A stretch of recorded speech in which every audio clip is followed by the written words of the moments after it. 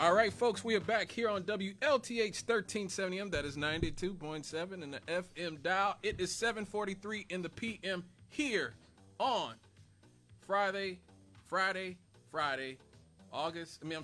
April. Got my A's mixed up. April the 24th, 2026. As you heard in the intro, the American dream. The American dream. Is it dead, folks? Is it dead? Well, a lot of people seem to think so. You know, a new Times YouGov poll has found that there's deep pessimism, especially about opportunity and fairness in the United States currently. 61% of Americans say that the American dream exists, but only as an idea. Only 38% believe that it is attainable for everyone. 59% say the dream is less achievable today than when they were younger. Nearly half believe that today's children will be worse off than their parents. This is a big deal because historically, one of the things that made Americans so optimistic was the belief that every generation would improve on the last generation and do better and go farther in life. The poll shows that there's widespread economic anxiety. 73% of the people in the poll are worrying about savings. 61% are worrying about paying bills. 59% worry about healthcare costs. Again, this is the only first world country where that's even a thing. Virtually nowhere else in the free world do people worry about going bankrupt from their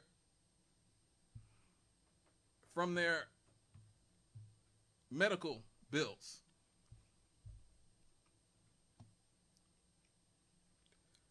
Many respondents are pointing to wealth concentration at the top, especially the top 20%. There's a perception that hard work no longer exists. And experts tied to the poll said that this reflects a lot of concerns about stagnant wages, rising living costs in housing and healthcare and education, and reduced upward mobility. Only 38% of people in the poll rated today's quality of life as good, excellent, or excellent, which is compared to 60% in 1976. Now, mind you, we talk about regularly on this show, real wages reached their peak for the American worker in 1973. So it's not just about the future. People feel like things are worse now. And so it's important to understand why people are feeling this way. Why people feel this way. Just look at what's going on in our country. 40% of Americans say that they have less than $500 in cash savings. 40%. 40% of Americans say that they have less than $500 in cash savings. 44% of Americans are paid less than a living wage. 44%, almost half of Americans are paid less than a living wage. Now, mind you, in 1973, when real wages reached their peak in the United States, you could make minimum wage and take care of a family of 3. Just you. You could, just if you had a wife and a son, you can make minimum wage. Your wife wouldn't have to work unless you just wanted to. And you could have a kid on minimum wage in 1973 when real wages were at their peak.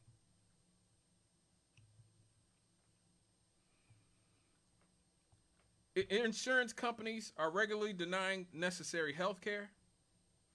The food industry is gouging us on groceries. All this happened while U.S. billionaires increased their wealth by almost $2 trillion last year. And so, no, it's not just about personal choices. Just this week, I know a lot of you probably missed this because it really wasn't covered a lot. I mean, it was covered, but I didn't see people making a huge deal out of this. The United States government is going to refund $166 billion to companies, to corporations that they say were affected by Donald Trump's illegal tariffs. Now, mind you, these corporations didn't actually suffer because they passed the savings on to the American public. So we paid the cost for those tariffs. And instead of us getting the refund, the $166 billion, the very people who raised prices on us and benefited from raising prices on us are going to get all that money. This is a dictatorship of capital. This is what Karl Marx was talking about. They want to vilify the communists and the socialists and the Marxists. This is what the communists and the Marxists and the socialists were warning you about. Right here. Dictatorship of capital. They are gouging you and squeezing you in every single way they can squeeze you and gouge you. Groceries, utilities, housing, healthcare. Hell, you can't even enjoy things like going to a concert because Live Nation and Ticketmaster merged, and now ticket prices are unaffordable for most people. You can't go to WrestleMania anymore. You can't go to the NBA Finals. You can't go to the Super Bowl. You can't afford anything. These data centers are creating an untold amount of not only pollution and noise, but they are raising the electricity bills of people to astronomical levels. People's electricity bills are doubling and tripling in some instances.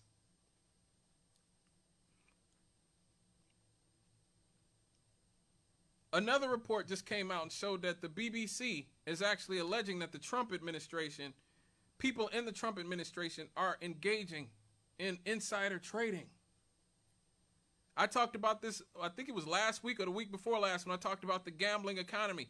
These people are literally putting bets on whether Iran will be bombed. And they're in the White House and able to actually rig it so, hey, well, Trump just told us we're going to bomb Iran. So I should bet on that we're going to bomb Iran before it gets out to the rest of the world. And they're making money off of this. This is who our politicians are. The billionaire elites are basically gaining all of the advantages of our economy, all of it. One thing I saw that was very, very illuminating this week was exactly how billionaires avoid paying personal income taxes. People like Jeff Bezos, right? They use Jeff Bezos as an example.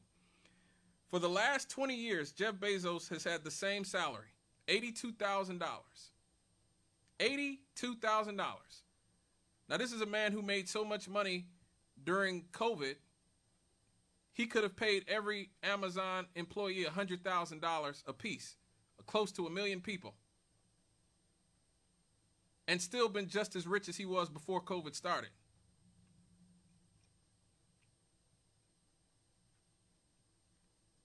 But he pays himself on paper $82,000 a year. Now, why does he do this? Why is he only paid $82,000?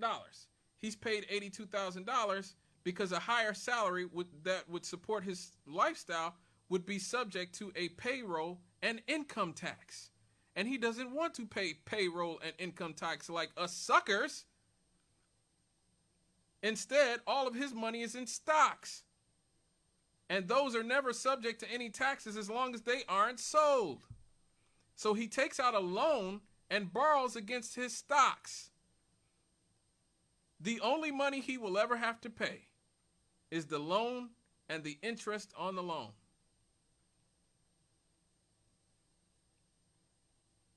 Yeah, these people have all kinds of tricks. This is why I say billionaires shouldn't exist. For the same reason I don't think I should be able to have a nuclear weapon. Your society is inherently destabilized. If I was walking around Gary with a nuclear weapon right now, I'm putting everybody in the city of Gary at risk. Everybody is subject to my whims. Everybody. Everybody here is subject to my whims. I have the ability to, by myself,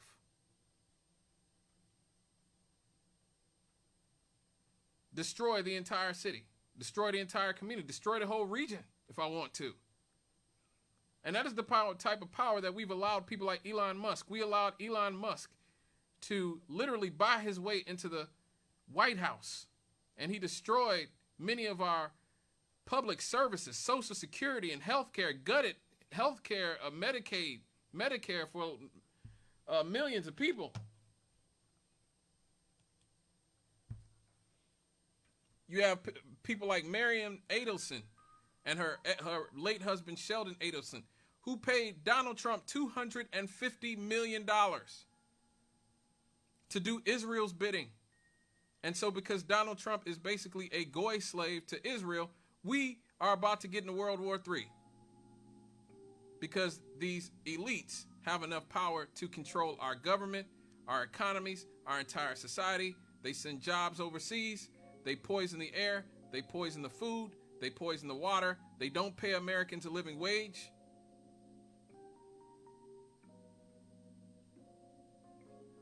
This is why they want all those data centers. This is why I keep saying that. People have been using the internet for 30 years. 30 years we've used the internet, many of us. We didn't have data centers growing out of our ears 30 years ago. We didn't have data centers growing out of our ears 10 years ago. 5 years ago we didn't. Nobody even talked about data centers really up until a few years ago. Why the excessive need for data centers now? Because the world, the technocracy they are building, they are designing, is there to make sure that you are incapable of rising up.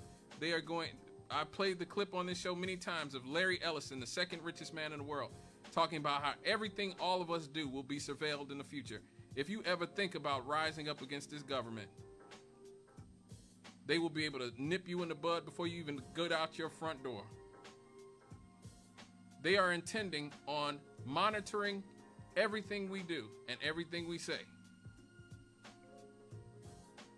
That is why they need these data centers, for mass surveillance. This is why they're switching over to digital currencies, so they can track every single purchase you make. We are living in science fiction times, folks. Everything that George Orwell, everything that Aldous Huxley, and every sci-fi dystopian writer told us about 50, 60, 70, 80 years ago is coming true today. And I know I got to get out of here in a few minutes, but if you get the opportunity, look up Elon Musk's grandfather, Joshua Haldeman. He had the idea for all of this 70, 80 years ago when he moved to South Africa. That was their goal for South Africa, to create a technocracy, a mass surveillance technocracy that would, in an orderly way, preserve white supremacy and the status of the elite wealthy class, and be able to prevent any level of rising up against those entities. All right, folks, don't forget to vote.